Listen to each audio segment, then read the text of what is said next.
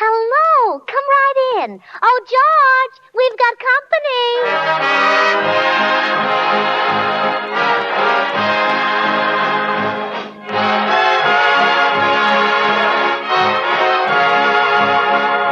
This is Bill Goodwin speaking for Lever Brothers, makers of Swan, the new white floating soap. Well, it's Tuesday night again. Time for another pleasant visit with George Burns and Gracie Allen, Jimmy Cash, and Paul Whiteman and his music. And now meet the people who live in the Burns house, George and Gracie.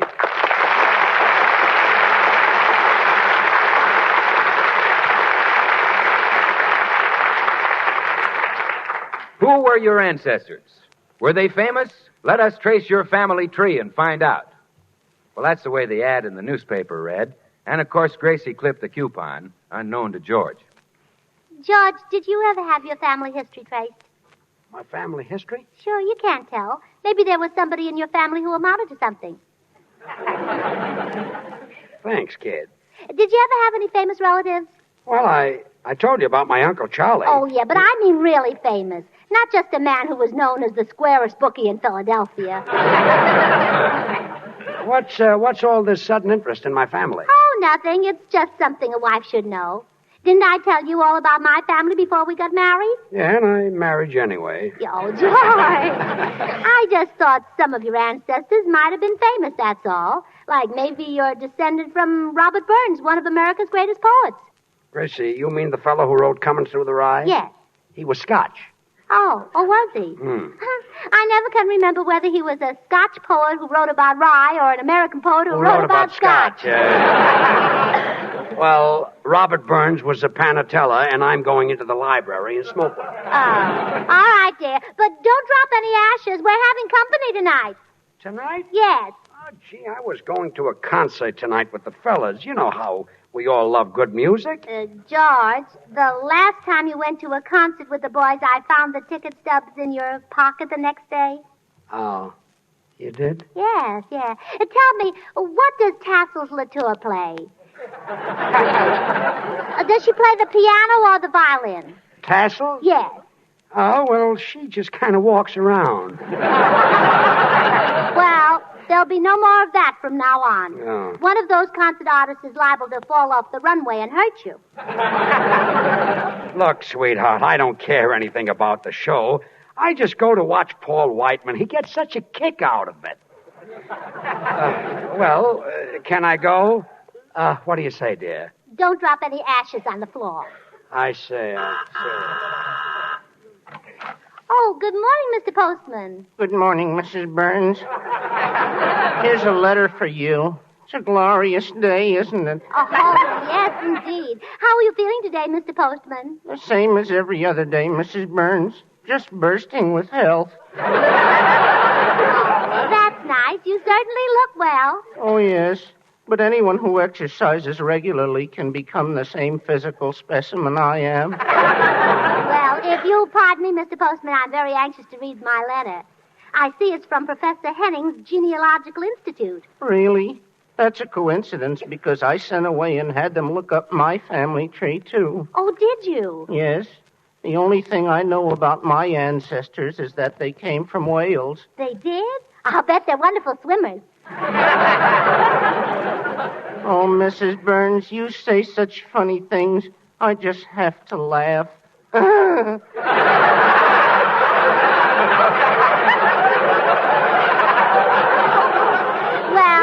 I'm anxious to read this letter, Mr. Postman, so I'll see you tomorrow. Goodbye, Mrs. Burns. Remember, keep smiling.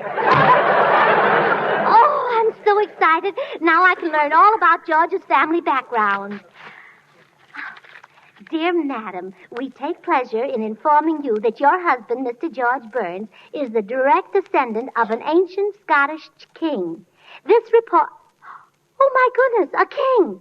George is a king. Hiya, Gracie. Where's George? Oh, Bill, a most wonderful thing has happened. What? I've just discovered that George has royal blood. Well, say, that is wonderful. Didn't know the kid had any. Oh. I'm not joking, Bill. It's true. Professor Henning's Institute says that George is a Scottish king. And it only cost me 50 cents. Well, you certainly got your 4 bits worth. Yes. Now George and I are perfectly mated. There's some royal blood in my family, too, you know. Oh, really? Oh, sure. When Mama was a girl, she was chosen queen of the annual Spring Onion Festival. Well, gee, just think of George Burns taking his place with famous kings like Louis XIV, King of France, Richard the Lion-Hearted, King of England, Swan the Suds and Whiz, King of Soaps. Oh, Bill. I don't believe there ever was a king with a name like that. Like what? Richard the Lion-Hearted. Why, Gracie, Richard the Lion-Hearted took the throne of England back in 1189. I remember the date because it was just exactly 752 years before the introduction of Swan, the new white floating soap that's purer than the finest Castiles. Well, tell me some more about Richard the Lion-Hearted, Bill.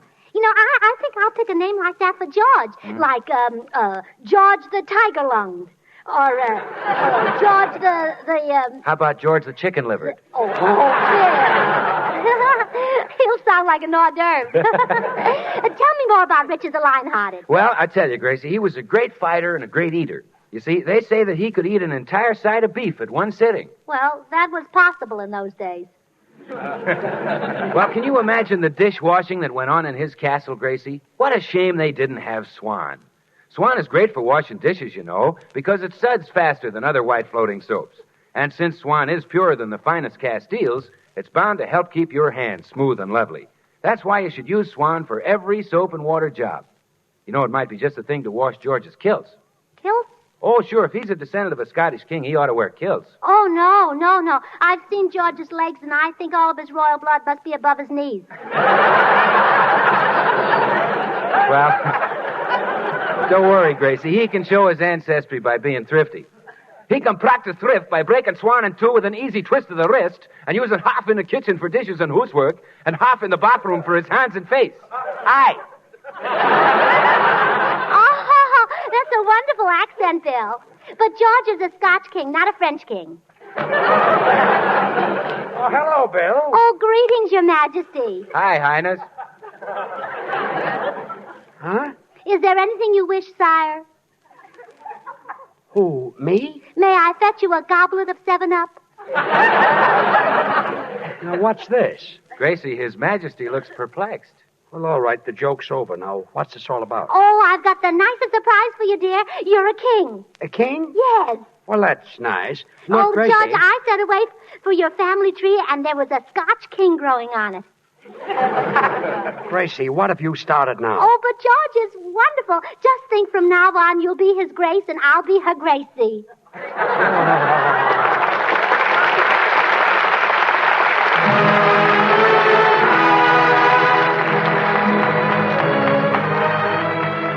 This is Paul Whiteman. You've heard this tune plenty of times by now, but here are the boys in the 6 hits and a miss with what we consider a different arrangement of Moonlight Becomes You.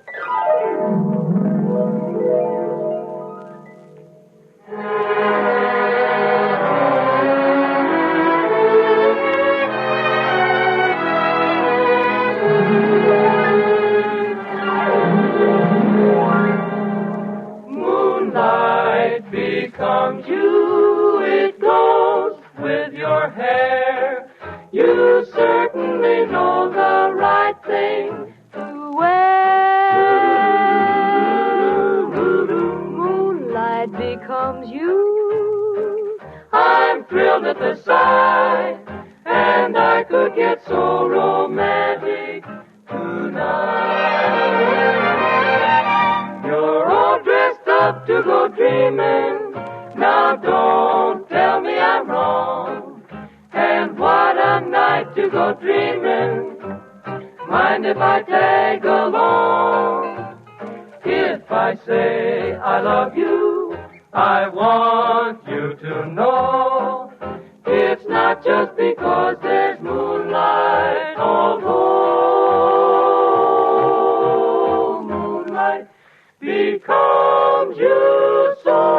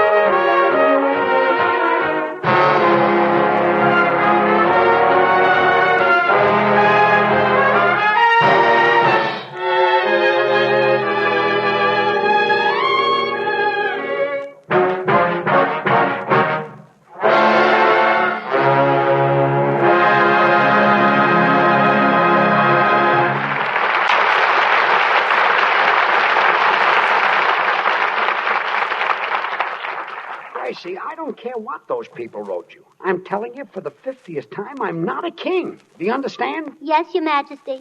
And stop calling me Your Majesty. Yes, Your Highness. And don't call me Your Highness either. Yes, Your Kingship. Look, sweetheart, I'm not a king. Well, your ancestors were. And you know what I always say? Blood is thicker than, Water. what? I said blood is thicker than water. Well, of course it is. What's so wonderful about that? Never mind. Forget it. Forget it. Oh, did your loving subject say something to offend His Majesty? Look, will you please stop? Well, if I did, you have the right to banish me from your kingdom. Gracie. But you better not banish me further than Pasadena. We've only got 3 gallons of gas. Look, for the last time, I'm trying to... Come in. Are you the party who called me on the phone? Oh, yes. Go right in the next room and get started. Okay, Lenny. Who's that? A carpenter. I've got a little job for him to do. And when he's through with that one, I'm going to have him carve the Burns coat of arms on the front door. There's no Burns coat of arms. Well, I'm making one. You know, the coat of arms denote what the head of the house is famous for. Look, Gracie. If he's a brave knight, he has 2 lances crossed. Yes, but... If he's a brave hunter, he has 2 guns crossed. Yes, but... Yours is going to be beautiful. I'm crossing 2 cigars. Yes, I'm a very brave smoker. Now, Gracie, stop this foolishness. I'm not a king. I'm not a king. I'm not a king. You are, too. Oh. Here comes your little son, the Crown Prince. Don't call that darn duck my son. Herman, Mama has a marvelous surprise for you. Do you know what your daddy George is? You do? Herman,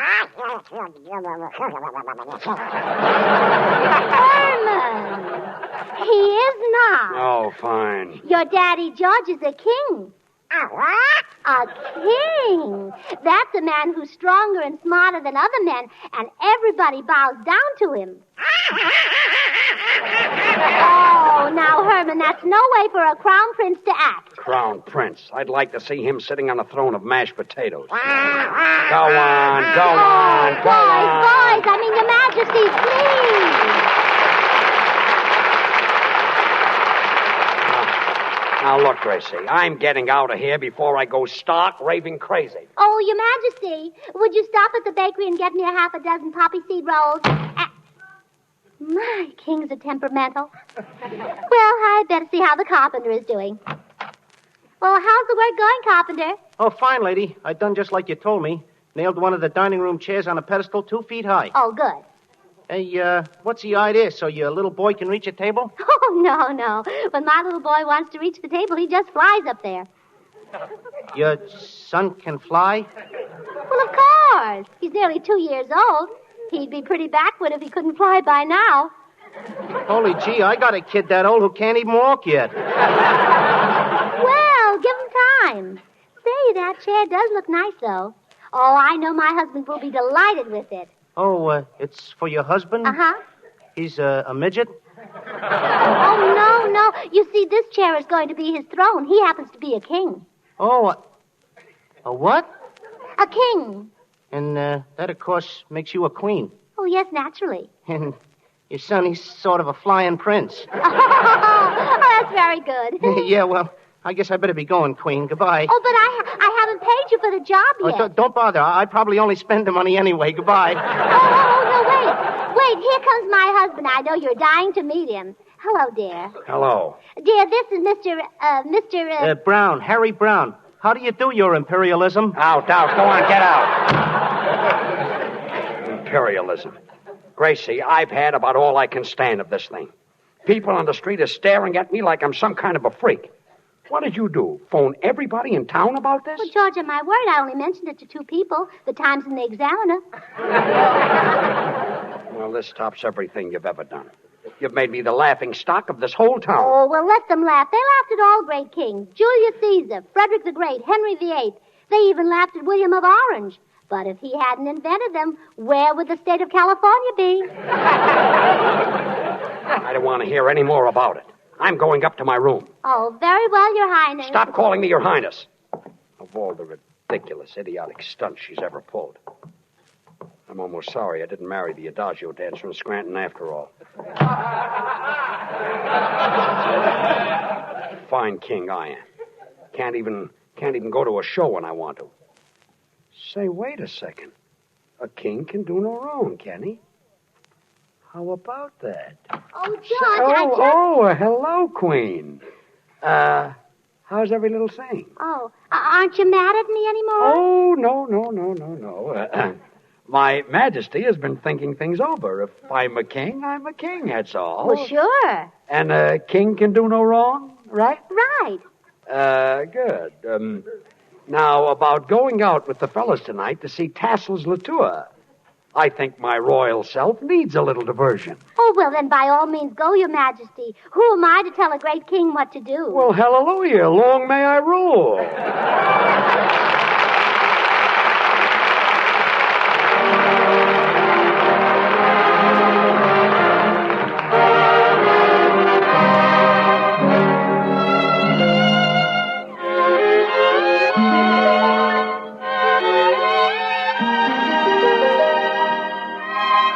And now here's Jimmy Cash singing a song that's on its way up. 3 Dreams. Okay, Jimmy. You're dreaming, she's dreaming, I'm dreaming too, but 3 dreams are one too many, so my dream can never come true.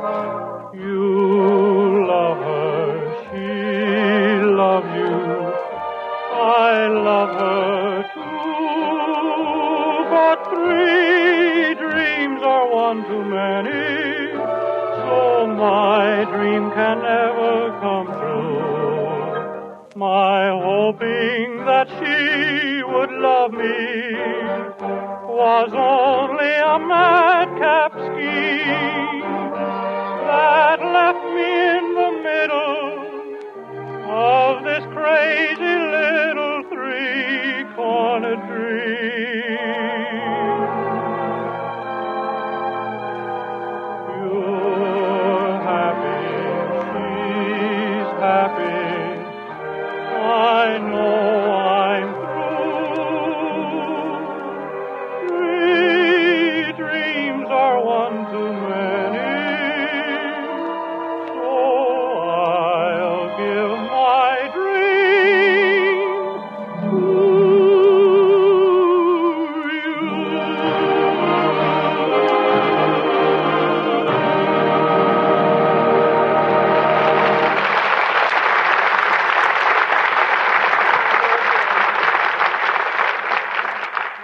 Boy, this is the life. Is Your Majesty quite contented? Oh, yes. Everything is lovely. Would Your Majesty care for another cigar? Oh, no. The 2 I'm smoking now are fine. Is that pillow comfortable for your royal head? Oh, yes. Is that footstool comfortable for your royal feet? Oh, sure. Is that chair comfortable? Yes, everything is comfy. Ah, boy, this is the life. The king can eat what he pleases, do what he pleases, go where he pleases. Like, say, to a show with the fellows, huh? Well, of course, sire. Oh, boy, this is the life. Would Your Majesty care to partake of a light snack? There's a T-bone steak in the royal icebox. Steak? How did you manage to get a steak from the butcher? Oh, it was no trouble. The Count was delighted to let me have one. The butcher is a count? He is now. I made him a count in exchange for the steak. I see what you mean. Oh, yes, I knighted him. It was a lovely ceremony. He knelt down and I tapped him on the head with a cleaver.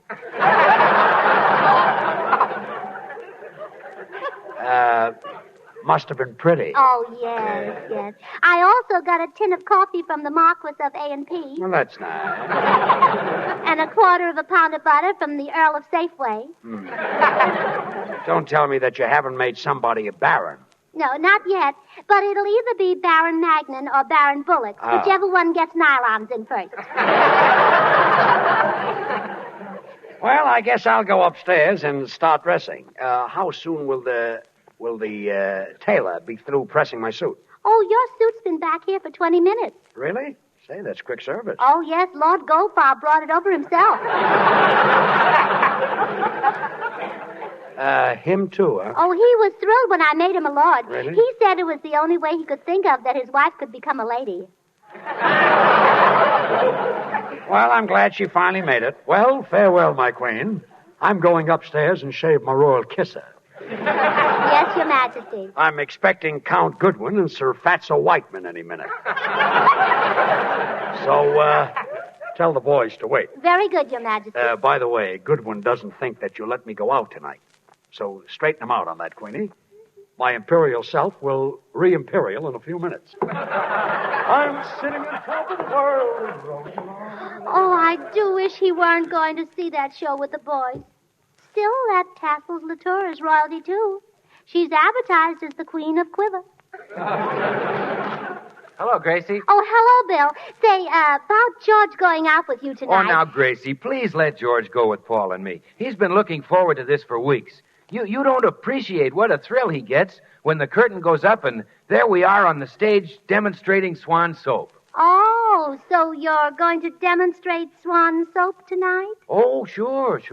You know, Swan, the new white floating soap that's purer than the finest Castiles. You know, money can't buy a purer soap. But why do you need George and Paul Whiteman? Oh.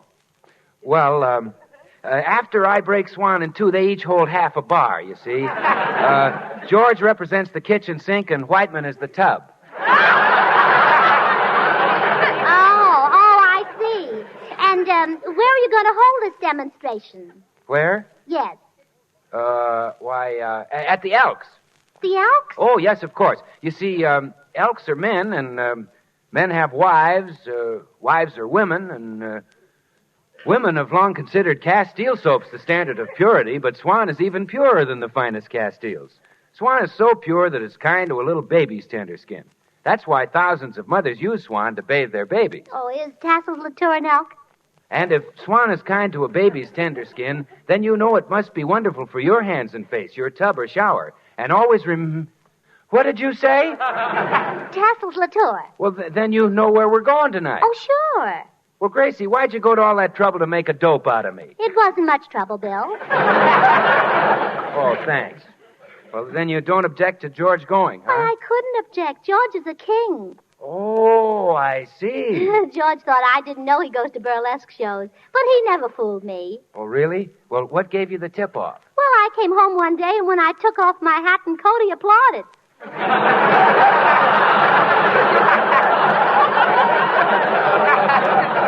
Yeah, that was a little suspicious, I But think. he's free to do anything he likes now. A king can do no wrong. Gee, that's pretty soft. I suppose he'll be staying in bed every morning till 10 o'clock. Well, why should being a king make him get up 2 hours earlier? Oh, pardon me. Come in. Oh, hello, Mr. Postman. Aren't you working awfully late? This is a social call, Mrs. Burns. I thought you might be interested in what those family tree people told me. Oh, you got yours too, huh? Are you descended from a long line of mailmen? No, Mrs. Burns. I'm descended from Ivan the Terrible. But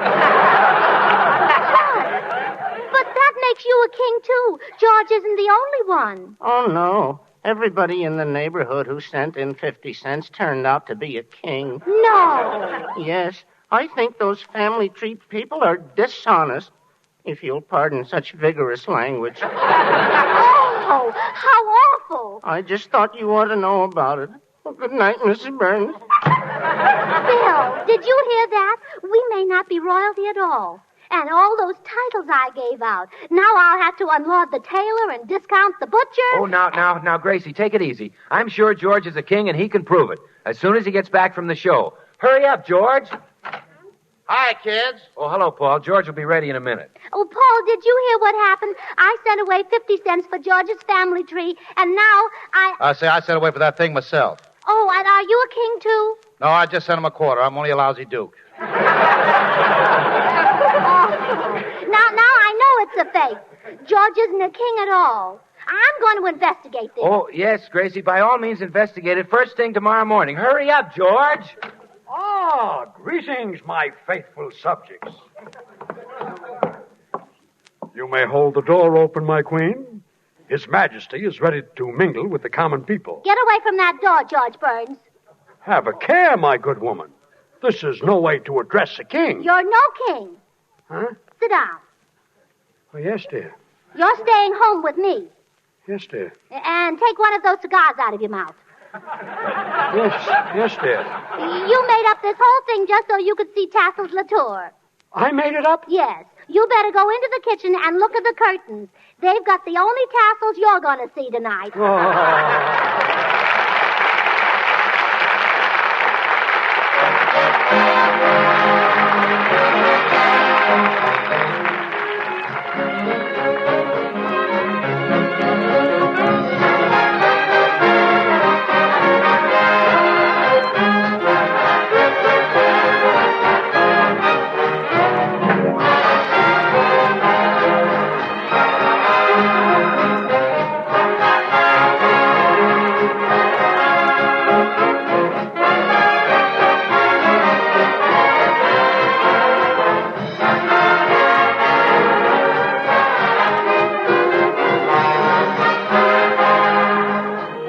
Well, George and Gracie will be right back, so I'm just going to take a second to remind you that Swan in your house is like money in the bank, because Swan saves you real money.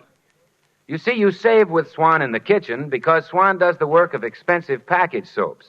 And you save again in the bathroom because Swan gives you more soap per penny than any of the leading toilet soaps tested. So buy Swan and save money with the soap that's purer than the finest Castiles. Well, here they are again, George and Gracie. George, would you take this can of waste kitchen fat down to the butcher? Oh, I'll be glad to. You know, the government needs waste fats to make bombs and bullets. Oh, sure. I'll be glad to take it, Gracie. And if I don't come back in an hour or two, don't worry. No, I won't. I took that ticket out of your pocket. I'll be back in 10 minutes.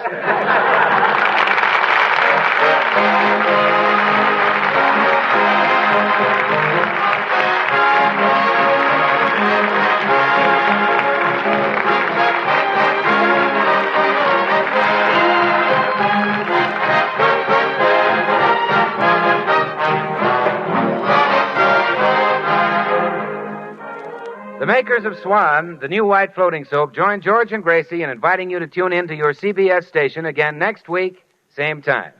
Now remember, George Burns and Gracie Allen, CBS, next Tuesday night. And don't forget to listen to Swan's other show, Tommy Riggs and Betty Lou, over another network next Friday night. And now till next week, this is Bill Goodwin saying, well, I, Swan, how about you? Good night.